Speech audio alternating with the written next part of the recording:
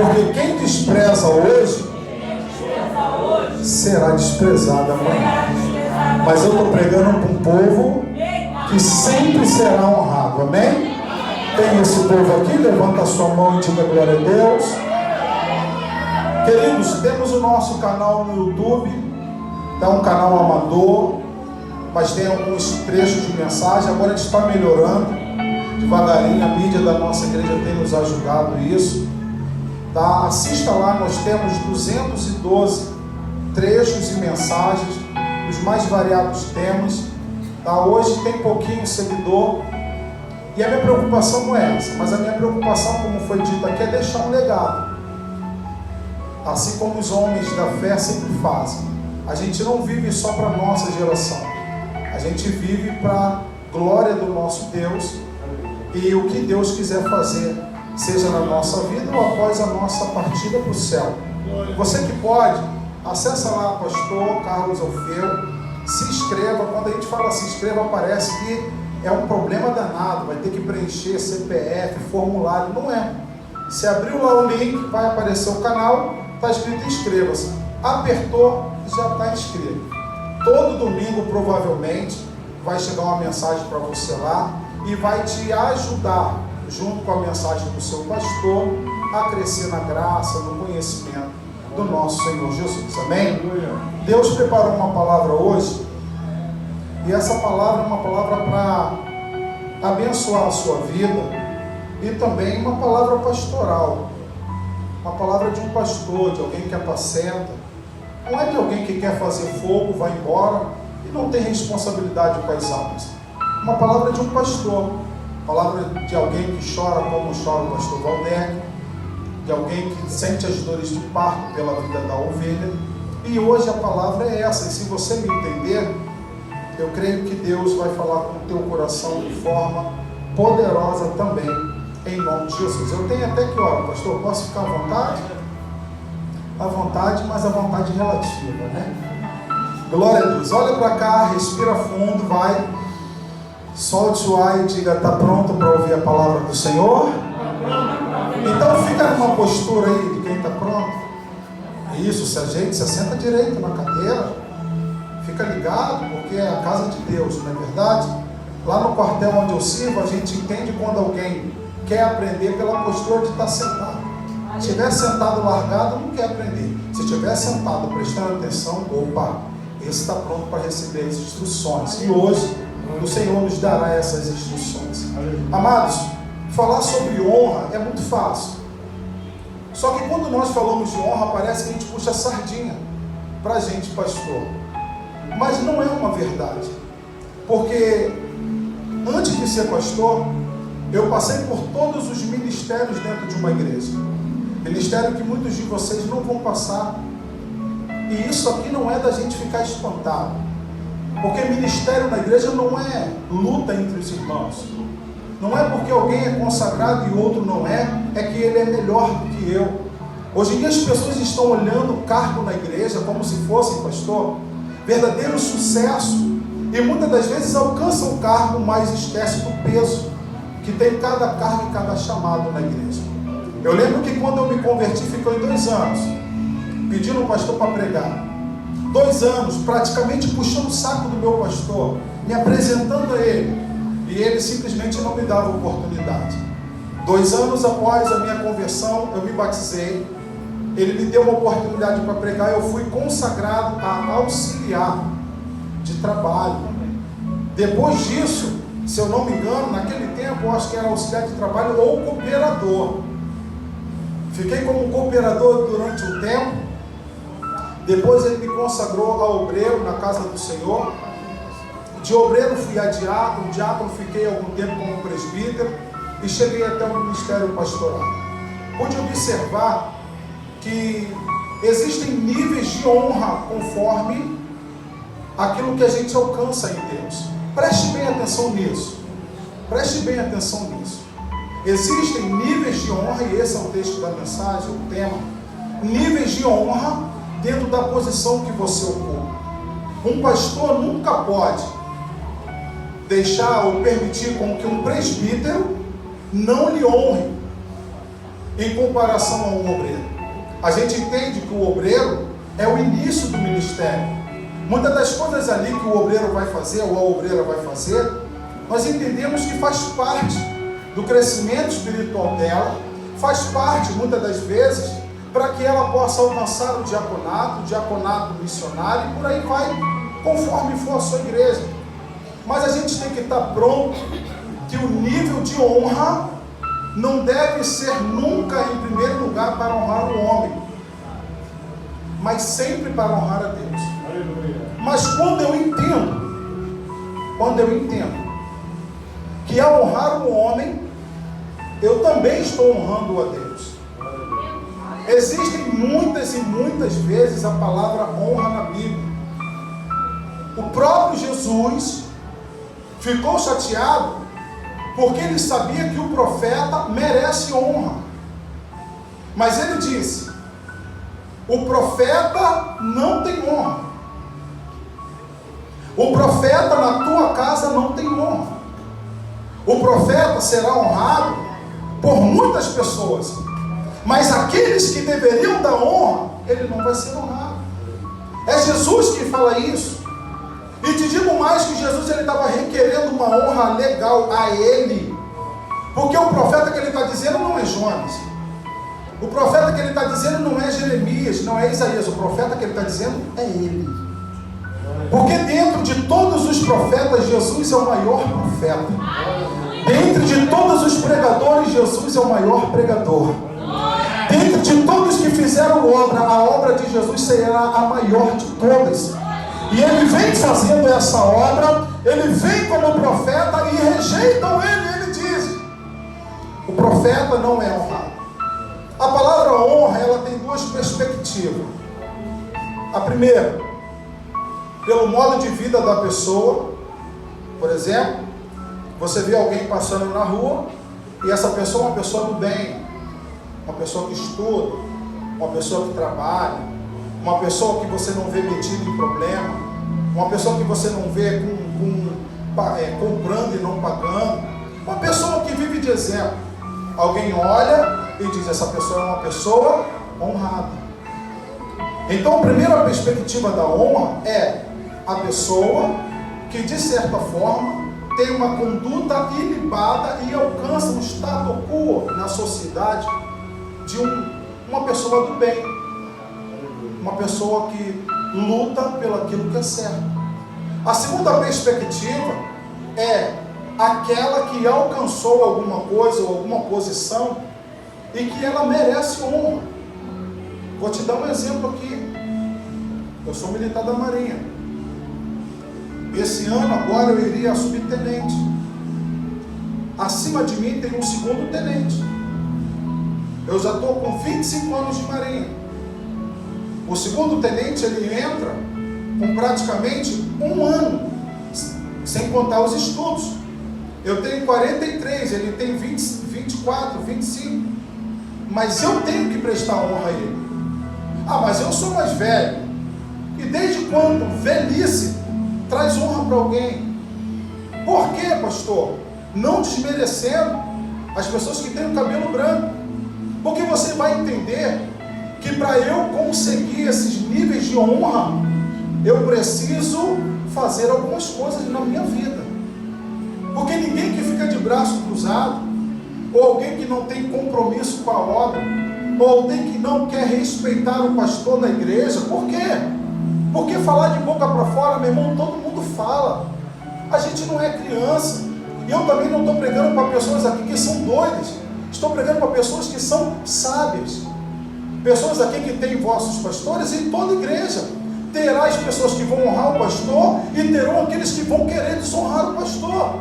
Só que uma coisa que entristece é que a pessoa não amadurece, que quando alguém é um pastor, é um obreiro, é um diácono, essa pessoa não está porque ela quis, essa pessoa está porque Deus permitiu, Deus quis. Então como eu posso desonrar alguém que Deus honrou? Catuca alguém, por gentileza, catuca e diz: não cometa isso. Tirar a honra de alguém que Deus decidiu dar honra. Por Por quê? Porque se torna quase um pecado diante de Deus. E toda rebelião, toda rebeldia contra a honra de alguém é um pecado gravíssimo diante de Deus. Pastor, me prova? Te provo com o maior carinho. Deus levantou Moisés, Arão, irmão dele, e Miriam, irmã dele, ficaram falando mal de Moisés, simplesmente porque não concordavam com a forma com que Moisés liderava. Mas Moisés não devia liderar conforme Miriam queria ou Arão. É isso que a gente tem que amadurecer, porque Moisés deveria governar conforme a vontade de Deus. É Deus que chamou ele. É Deus. Teve coisas que meu pastor já fez e que eu não entendi o que ele fez, mas isso não me dá o direito de me levantar e dizer para ele: pastor, por que o senhor está guiando a igreja dessa forma? Eu não sou pastor, eu não tenho uma igreja, eu não tinha sido chamado por Deus nem para sequer questionar. Eu não estou falando de pecado, não estou falando de roubo, estou dizendo de coisas naturais, coisas boas. Quando eu amadureço para isso, que hoje eu sou um obreiro, uma obreira, um diácono, um presbítero, eu dando honra a quem está sobre a minha vida, eu estou honrando a Deus. Porque existe a honra verdadeira e a honra falsa. Vou falar a honra falsa, mas não, essa honra não existe aqui. Qual é a honra falsa, pastor? Aquela que só fala de lábios e em público. Meu pastor é uma bênção. O coral da nossa igreja é uma bênção. Aquela irmãzinha, aquele irmãozinho, aquele grupo, fulano de tal, é uma bênção. Fala publicamente para todo mundo ouvir, mas nas entrelinhas, na escondida, só sabe falar mal, só sabe questionar, só sabe ficar falando coisas e minando fé de outras pessoas. Por quê? A gente, como ser humano, nós somos inclinados para o mal. Quando alguém nos fala uma verdade, a gente não dá muito valor. Mas quando alguém nos fala uma mentira, a gente gosta disso. Quando alguém diz uma verdade e que parece que não vai dar muito ibope, a gente não liga. Mas vai contar uma fofoca. A gente fala que não quer saber da fofoca, mas a gente fica doido para saber da fofoca. E cada vez que a gente ouve a fofoca, a gente ainda aumenta a fofoca. E isso vai nos deixando com que o nosso nível de honra diante de Deus nunca cresça. Quem me entende, diga amém. Amém. Então, eu preciso entender que existem níveis de honra. E nesse nível de honra, eu vou alcançar o que Deus quer para a minha vida. Eu destaquei 3 coisas aqui que o nível de honra vai me levar, e tudo isso é através da fé. Pega isso para a tua vida hoje. Assim que a gente entrega a nossa vida para Jesus, inicia o nosso discipulado do nosso nível de honra para Deus. Só que a nossa fé é uma fé inicial e superficial. É uma fé oscilante. É uma fé que você hoje diz que honra a Deus. Amanhã provavelmente você está chorando e questionando Deus. É aquela fé do primeiro amor. É aquela fé que não está consolidada. É aquela fé que alguém diz: vamos fazer isso, aí tu diz: vamos embora. Mas não pensa. Vai mais pela loucura do que pela razão e pelo conhecimento de Deus. Essa fé inicial e superficial é a fé que não conseguimos honrar a Deus. Por quê? Porque essa fé não demonstra o tamanho do Deus que nós servimos. Não demonstra a grandeza do Deus que nós servimos.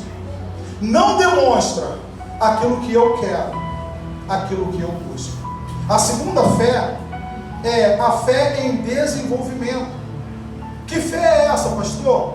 É a fé de Pedro no discipulado. O vento levanta, a água bate, açoita o mar, alguém vem andando sobre as águas, e alguém diz: não temas. E ele diz: não temas, é um fantasma que está vindo sobre nós. E alguém diz: não, não é um fantasma, É o Senhor. A fé em desenvolvimento é essa: Senhor, se és tu mesmo, manda eu andar por cima das águas. E ele obtém a resposta: vem. E ele coloca o pé sobre as águas e anda sobre as águas. É a fé um pouquinho que é irracional. Ele vai andando, mas ele não está atento ao que está acontecendo ao redor dele. Ele simplesmente ouviu a voz daquele que diz: vem, e ele vai e começa a andar. Mas quando a razão toma conta da emoção, qual é a fé em desenvolvimento? É aquela fé que muitas das vezes é mais emoção do que razão, é mais emoção do que fé. Vamos fazer isso? Vamos embora? Estou contigo no abro, vamos ganhar Shangri-La para Jesus. Mas quando começa a vir os algozes do Evangelho, quando começa a vir a perseguição dos evangelhos, quando começam as pessoas nos apontar, quando começam a vir as provações do próprio Deus, como que estou em dificuldade financeira, a minha fé começa a ficar abalada, e eu paro de olhar para aquele que um dia disse: vem, pode vir. Eu começo a olhar, começo a analisar as circunstâncias, e a minha fé é vacilante, eu começo a afundar. Essa fé também você nunca vai conseguir honrar a Deus. Essa fé você nunca vai conseguir honrar a Deus. Pastor, qual é a única fé que nos faz honrar Deus da forma que Ele merece? A fé absoluta. Aleluia! E que fé absoluta é essa? Eu vou te dizer. É a fé que você um dia disse para Deus: eu entrego tudo nas tuas mãos. Eu entrego a vida da minha esposa nas tuas mãos. Eu entrego a vida dos meus filhos nas tuas mãos. Eu entrego a vida da Beatriz nas tuas mãos. Saí de casa, minha filha está passando mal. Se amanhã, é hipótese, mas se ela tivesse mal e viesse falecer, eu continuo confiando em Deus, porque eu tenho uma fé absoluta. E por que o Senhor está dizendo isso? Porque o Espírito Santo fala no meu coração que a fé parcial não pode agradar a Ele. Porque a fé parcial, qual é? É aquela fé que eu só estou na igreja enquanto a minha conta está azul, enquanto não tem ninguém me perseguindo, enquanto eu estou conseguindo fazer aquilo que eu acho que é correto no Evangelho. Mas quando o caldo começa a engrossar, quando a situação começa a apertar, quando eu começo a passar dificuldades e necessidade, pastor, aí eu começo a dizer: eu sou pastor, preguei muito sobre vida de pessoas. Aí eu começo a abrir mão da minha fé. Fui consagrado a obreiro, a presbítero, a missionário, ou qualquer outro cargo. Eu preciso sustentar essa fé até o fim da minha vida. Aleluia. Quantos aqui já entregaram a vida para o Senhor Jesus? Aleluia. Ao ponto de dar a sua vida por Ele. Não minta. Não minta. Essa é a fé absoluta. É isso que a gente tem que entender. É isso que a gente tem que desejar. É isso que a gente precisa acreditar. A minha fé tem que ser uma fé absoluta. Porque senão eu não consigo honrar Deus da forma que Ele merece. Quando eu comecei a construir a nossa igreja, pessoas falaram para mim, sabe o quê? Para que o Senhor vai construir uma igreja tão grande? Porque Deus vai enviar as almas. Para que o Senhor está fazendo uma igreja tão grande se a gente não tem condições e nem povo para arcar com as dívidas? Porque Deus, Ele falou que vai trazer as ovelhas. A minha fé vem desenvolvendo em Deus de uma forma absoluta, que eu sei que se eu morrer amanhã, qualquer um que me substituir naquela obra vai dar prosseguimento, e isso vai acontecer. Eu quero trazer você para essa mensagem, para te dizer que se tua fé não for igual à fé de Elias, a tua fé não é válida diante de Deus. Como é a fé de Elias? A fé de Elias é essa. Estão me afrontando? Então eu vou afrontar também. Quantos profetas tem aí? 800 e pouco, quase 900. O que eles estão fazendo? Clamando a um Deus, dizendo que é o Deus de Israel. Não. O nome Elias significa que Deus é Jeová. A gente precisa ter esse tipo de fé. É fé absoluta. Elias, escuta isso. Elias, quando desafiou os profetas de Baal, me mostra na Bíblia Deus mandando ele fazer isso? Me mostra na Bíblia Deus falando, desafia eles, Elias. Me mostra na palavra de Deus. Por quê, pastor? Porque eu estou cansado de pessoas que fazem, sabe o quê? Vamos fazer a obra? Vou orar a Deus para ver se é a vontade dele. Vamos ganhar Shangri-La para Jesus?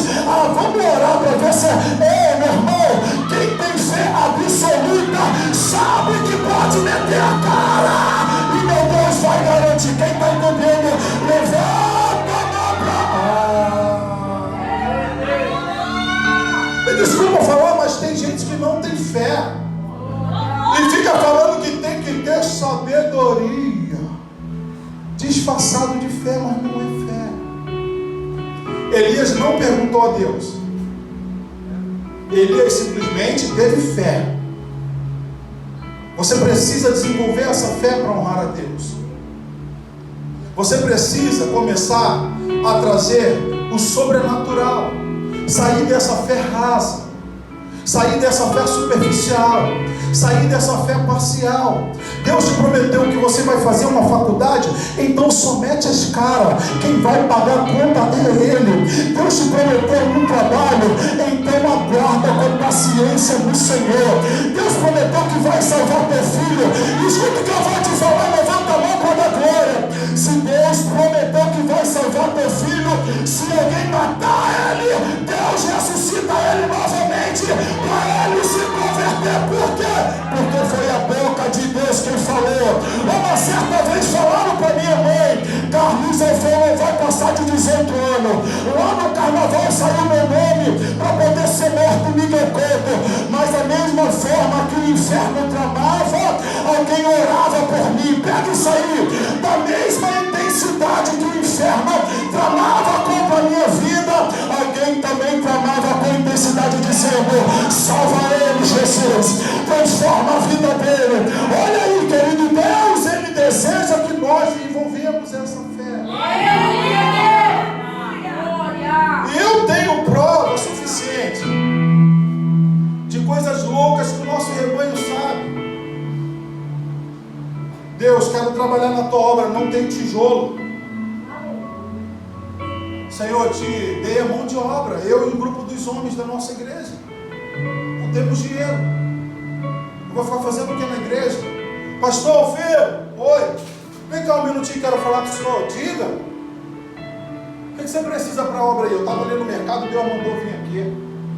Sério, mano? Sério? O que o senhor precisa aí? Preciso de 1 milheiro de tijolo. Tá bom, toma aqui, ó. R$750. Toma. Começou a pingar sobre o altar da igreja. Deus falou comigo, coloca todo mundo de joelho no altar, até as crianças, todo mundo chorando. Eu chorei quando eu vi as nossas criancinhas chorando. Senhor, envia o telhado para a nossa igreja, Senhor, abençoa. Ei, querido, nós oramos numa segunda. Na terça-feira estava almoçando no quartel, um varão apareceu lá e falou assim: ô Feu, eu vim te ver, varão, eu estava passando aqui agora para ir para o Arsenal, e Deus falou, vai lá e fala com ele. O que é que você precisa para a obra? Eu falei, meu irmão, na verdade a obra não é minha, quem está precisando dos teus recursos é Deus. R$1.400 para a gente botar o telhado. Me manda um Pix, mandou 1.500 no outro dia. Ei, querido, ou você aprende que com Deus você tem que ter fé, ou você nunca vai errar. Sabe o que acontece? A gente fica colocando Deus numa caixinha de fósforo, achando que Ele está sujeito às nossas limitações. Não! A Bíblia diz que meu Deus vai suprir todas as nossas necessidades em glória por mim. Deixa eu ensinar você aqui. Quem é o maior interessado que essa igreja aqui que comprou o terreno, pague o terreno, construa uma igreja e cresça? Quem é o maior interessado? Pastor Valdemar. A nossa igreja, Pastor Alfeu. Por quê? Porque nenhum de vocês passa o que a gente passa. Eu não digo de prova, eu sei que vocês passam, eu falo de peso. Peso. Mas sabe por que a gente permanece? Porque a gente passa a experimentar também